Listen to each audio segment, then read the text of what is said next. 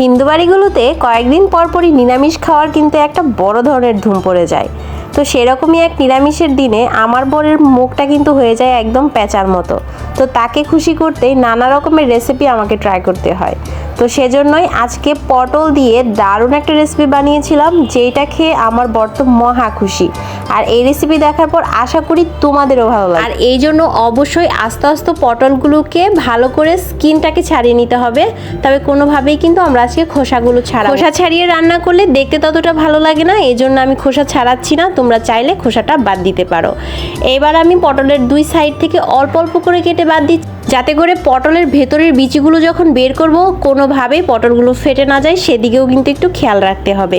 সবগুলো পটলই একইভাবে সুন্দর করে স্কিন ছাড়িয়ে নিয়ে এরপর আমি ভালো করে জলের মধ্যে ধুয়ে নিচ্ছি। এইবার হচ্ছে আমাদের সেই আসল কাজ, যেই কাজটা একটু সতর্কতার সাথে করতে হবে। তোমাদের আগেই বলেছিলাম আমি পটলের নিচের অংশটা কাটিনি, শুধু উপরের অংশটা একটু করে বাদ দিয়েছি, যাতে করে মুখ থেকে খুব সুন্দর করে বিচিগুলো বের করে আনা যায়। আর এই কাজটা কিন্তু একটা ছোট চামচের সাহায্যে করছি, তাহলে কিন্তু কোনোভাবেই পটল আর ফেটে যাওয়ার কোনো চান্সই নেই। যেহেতু কাজগুলো একটু সূক্ষ্ম ব্যাপার, এই জন্য রান্না করতে একটু টাইম লাগতে পারে, তবে ধৈর্যের ফল সবসময় সুমিষ্ট হয়, সেটা আমরা সবাই জানি।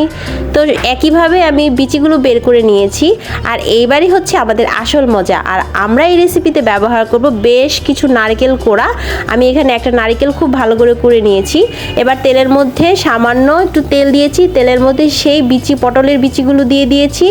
আর এর মধ্যে অ্যাড করে দেব আমাদের বেশ কিছু নারকেল কোড়া। এটা হচ্ছে পটলের ভেতরের যে পুরটা, আমরা এই পুরটা রেডি করছি, এই জন্য নারকেলটা একটু বেশি দিয়ে দিচ্ছি। এর মধ্যে দিচ্ছি কিছু কাঁচামরিচ কুচি, সামান্য হলুদ, লবণ, ব্যাস এতটুকুই, আর কিছু লাগবে না। এবার শুধু নাড়াচাড়া করে পুরটাকে সুন্দর করে একটু ভেজে নিতে হবে। আর বাকি যতটুকু নারকেল অবশিষ্ট থাকবে সেটা আমরা বেটে নেব গ্রেভির জন্য।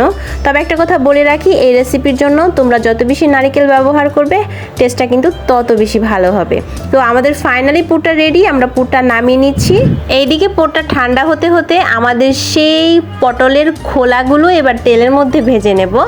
ভাজার সময় উপরে সামান্য হলুদ আর লবণ দিয়ে সুন্দর করে আস্তে আস্তে পটলগুলোকে ভেজে নেব, ঢেকে দেওয়ার কোনো প্রয়োজন নেই।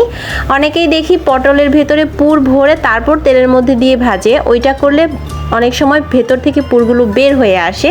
তো সেই রিস্কটা আমরা যাচ্ছি না, আমরা এই জন্য আগে পটলের খোলাটাকে ভেজে তারপর এর ভেতরে পুরটা দিই। পটলের ভেতর পুর ভরতে ভরতে এদিকে আমরা একটা মশলা কিন্তু রেডি করে ফেলেছি। এখানে হচ্ছে কাঁচা জিরা বাটা, আদা বাটা, হলুদের গুঁড়া, মরিচের গুঁড়া, লবণ একসাথে তেলের মধ্যে গোটা গরম মশলা ফোড়ন দিয়ে এই মশলাটা দিয়ে দিচ্ছি।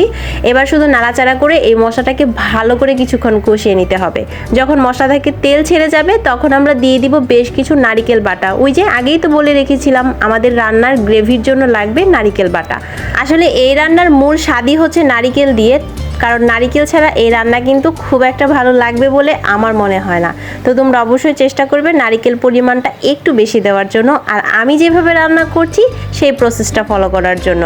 এবার নারকেল দিয়ে মশলা সহ বেশ কিছুক্ষণ নাড়াচাড়া করার পরেই উপর থেকে তেল ছেড়ে যাবে, কারণ নারকেলে এমনিতেই প্রচুর তেল হয়। এদিকে আমাদের গ্রেভিটা হতে হতে চলো আমরা পটলের ভিতরে পুরগুলো ভরে আসি। একটা একটা করে পটল নিয়ে হাত দিয়ে খুব সুন্দর করে পটলের ভিতরে পুরগুলো ঢুকিয়ে দিচ্ছি। আর এভাবেই সবগুলো পটলের ভেতরেই কিন্তু পুরগুলো ভরে নেব। পটলের বীজের সাথে নারকেল দিয়ে যে পুরটা বানিয়েছিলাম, বিশ্বাস করো এই পুরটা দিয়েও কিন্তু ভাত খেতে এত মজা লাগে, যদি তোমরা কখনো খাও তাহলে তোমরা বুঝতে পারবে। এদিকে আমাদের গ্রেভিটাও মোটামুটি হয়ে গেছে। আমি মশলা কষানোর পর সামান্য পরিমাণে জল দিয়েছিলাম যাতে গ্রেভিটা একটু ঘন হয়। এরপরে পুরটাকে ভরে পটলগুলো এবার দিয়ে দিলাম। এবার শুধু নাড়াচাড়া করে কিছুক্ষণ চুলার মধ্যে রাখলেই কিন্তু আমাদের আজকের পটলের দোরমা রেডি। আর এই ধরনের রাজকীয় নিরামিষ খাবারে অবশ্যই কিন্তু একটু চিনি ব্যবহার করতে হবে। যেহেতু আমাদের পটল এবং পুর আগে থেকেই ভাজা, এই জন্য আর বেশিক্ষণ চুলায় না রেখে উপর দিয়ে চিনি ছড়িয়ে একটু চুলায় রেখে দিয়ে কিছুক্ষণ পর নামিয়ে নিলেই কিন্তু আমাদের আজকের দারুণ স্বাদের নারকেলের পটলের দোরমা কিন্তু রেডি। আর এর স্বাদ বাড়াতে তোমরা চাইলে উপর দিয়ে আরও একটু ঘি ছড়িয়েও দিতে পারো, তবে আমি আজকে ঘিটা স্কিপ করছি। সবশেষে এত সুন্দর একটা গন্ধ বের হয়েছে, যেটা আমি তোমাদের কিভাবে বোঝাবো। নিরামিষের দিনে যদি তোমরা এইভাবে পটলের দোরমা বানাও, আশা করি তোমাদের আর কোনো অভিযোগই থাকবে না নিরামিষ খাওয়ার জন্য। আজকের রেসিপিটি কেমন লাগলো অবশ্যই কমেন্ট করে জানাবে। দেখা হবে আবারও নতুন কোনো ভিডিও কিংবা রেসিপি নিয়ে। সেই পর্যন্ত সবাই ভালো থাকো, টাটা, বাই বাই।